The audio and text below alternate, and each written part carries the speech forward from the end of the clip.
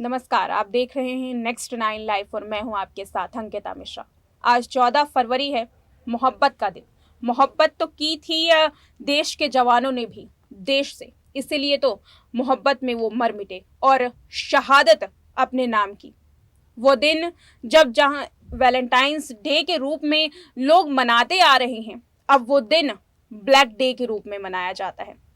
यानी कि वो काला दिन जिसने पूरे भारत को झकझोर दिया, वो शहीद का दिन जिसने भारत के शहीद हुए वीरों पर गौरव करने का मौका दिया, भारत को एक बार और मौका दिया कि उनके जवान इस शहादत में न केवल अपनी एक छाप छोड़ गए बल्कि इतिहास के सुनहरे अक्षरों में नाम भी दर्ज करवा गए। आज इस रिपोर्ट में उन शहीद जवानों को श्रद्धांजलि है हमारी ओर से। नेक्स्ट 9 लाइव के तमाम व्यूअर्स को शहीदी दिवस के मौके पर भावपूर्ण श्रद्धांजलि। वो 42 जवान जो इस शहादत में शहीद हुए, इन्होंने जो एक लकीर छोड़ी और एक नाम हासिल किया भारत में, उन सैनिकों को आज याद कर रहा है पूरा देश। जहां पुलवामा अटैक हुआ और उसमें 40 जवानों ने अपनी जान गंवा दी। 300 किलो से भरा विस्फोटक सीआरपीएफ की गाड़ी से टकराता है और उसके बाद जो धमाका होता है वो एक बार पूरे देश के लोगों को झकझोर देता है। उसके बाद क्या होता है ये तो हम हर किसी ने जाना था। 12 दिन बाद जैश ए मोहम्मद को जो करारा जवाब मिलता है भारत की ओर से, उसे देख करके पाकिस्तान के भी रोंगटे खड़े हो गए होंगे और फिर उसके बाद जरूरत नहीं की होगी पाकिस्तान ने एक बार सोचने की भी कि भारत के सामने अगर नजर उठा करके भी देखेंगे तो फिर उनका हाल उसी तरीके से होगा जैसे बालाकोट एयर स्ट्राइक में हुआ था। न केवल बालाकोट एयर स्ट्राइक में पाकिस्तान के छक्के छूट गए थे बल्कि अभिनंदन को भी अभिनंदित किया गया था। आज की इस रिपोर्ट में इसी बात पर करेंगे चर्चा। मेरे साथ मौजूद है मेरी सहयोगी प्रज्ञा। बहुत स्वागत है आपका। बहुत बहुत धन्यवाद अंकिता। 2019 में हुए उस अटैक के बारे में प्रज्ञा, आप किस तरीके से उन्हें याद करेंगी और उस अटैक के बारे में आप क्या कुछ कहना चाहेंगी जहां 40 जवान शहादत हो गई, उनकी शहादत हो गई और 40 जवानों को लोग आज भी याद कर रहे हैं। आज मोहब्बत का दिन है और इस मोहब्बत के दिन में आप इन वीरों की मोहब्बत को जो देश के प्रति थी कैसे याद करती हैं? जी बिल्कुल, देखिए अंकिता, आज का दिन वाकई में हर किसी कह सकते हैं कि हर किसी की आंखें नम कर जाता है। हालांकि हमेशा कहते हैं कि जो वीर होते हैं, जो शहादत प्राप्त करते हैं, उनके लिए कभी भी आंसू नहीं छलकाने चाहिए, क्योंकि कहीं ना कहीं उनकी शहादत को हम कम कर देते हैं। लेकिन फिर भी कह सकते हैं कि जिस तरह से वो इस दुनिया को अलविदा कहकर गए, लेकिन कहीं ना कहीं उन्होंने एक वीरता की मिसाल कायम कर दी। और न केवल उन 42 जवानों ने, बल्कि इससे पहले भी वो तमाम जवान जिन्होंने हमारी सुरक्षा के लिए अपनी जान न्योछावर कर दी हंसते हंसते। और आज इस प्रोग्राम में मैं भी उन सभी जवानों को भावपूर्ण श्रद्धांजलि देना चाहूंगी। और जिस तरह से आपने काफी अच्छे से बताया कि क्या कुछ हुआ और उसके 12 दिन बाद किस तरह से हमारे देश की सेना ने जो मुंहतोड़ जवाब यहाँ पर दिया, उन लोगों को जो हमेशा हमारे देश पर अपनी गंदी निगाहें रखते हैं, लेकिन उन्हें ये चीज समझने की जरूरत है कि वो सिर्फ और सिर्फ पीठ पीछे हमला कर सकते हैं और यही उनकी हकीकत है।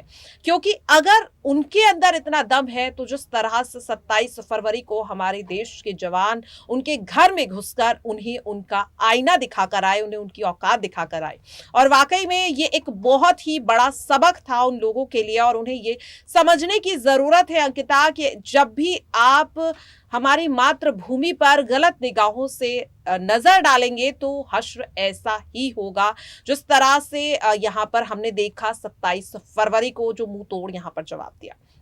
आज 14 फरवरी है और वो बहुत पहले का वक्त था अंकिता, जब इस दिन को वैलेंटाइंस डे के तौर पर मनाया जाता था। आज देश का हर नागरिक उन 42 जवानों की शहादत को याद कर रहा है और सुबह से ही जिस तरह से उन 42 जवानों को यहाँ पर भावभीनी श्रद्धांजलि दी जा रही है। आप ये देखिए कि देश की राष्ट्रपति द्रौपदी मुर्मू से लेकर के प्रधानमंत्री नरेंद्र मोदी और तमाम दिग्गज नेता भी भावभीनी श्रद्धांजलि उन 42 जवानों को दे रहे हैं।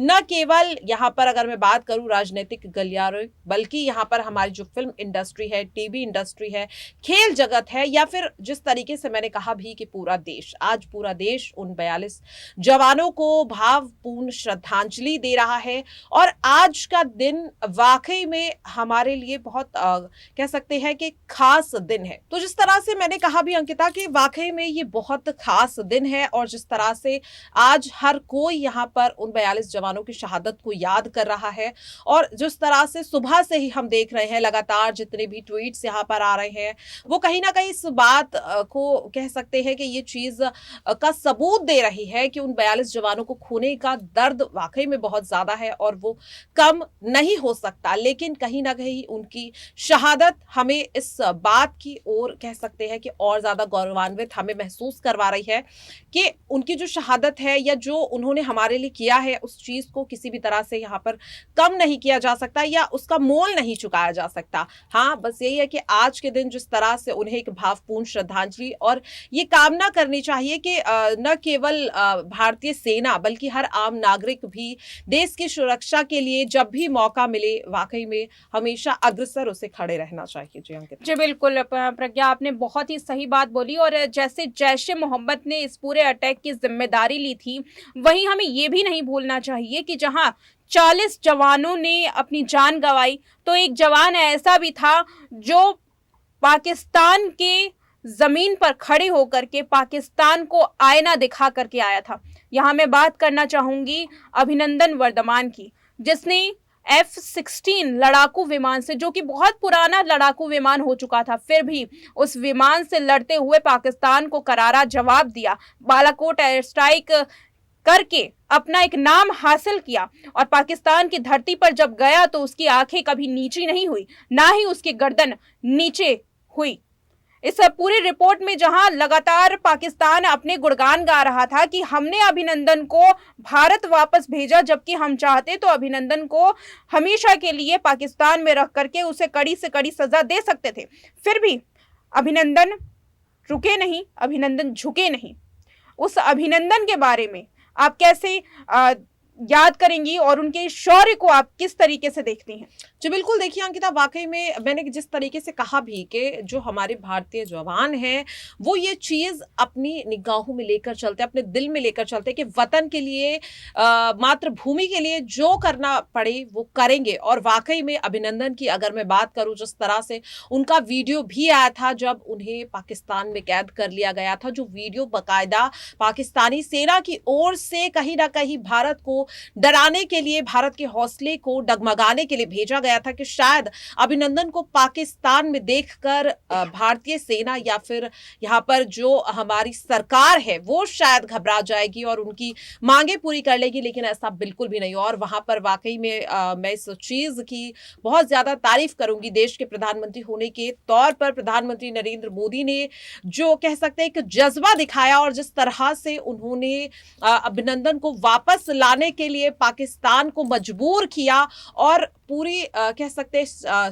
शानो शौकत के साथ उन्हें पूरे एक रुतबे के साथ जिस तरह से पाकिस्तान से इंडिया लाया गया, वो बहुत ही ज्यादा काबिले तारीफ था।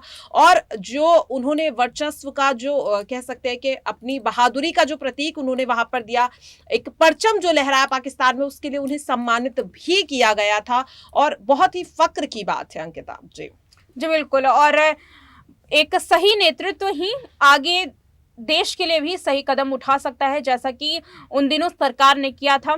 फिलहाल उन सभी देश के जवानों को, उन सभी शहीद जवानों के परिवार को हमारी ओर से भावभीनी श्रद्धांजलि।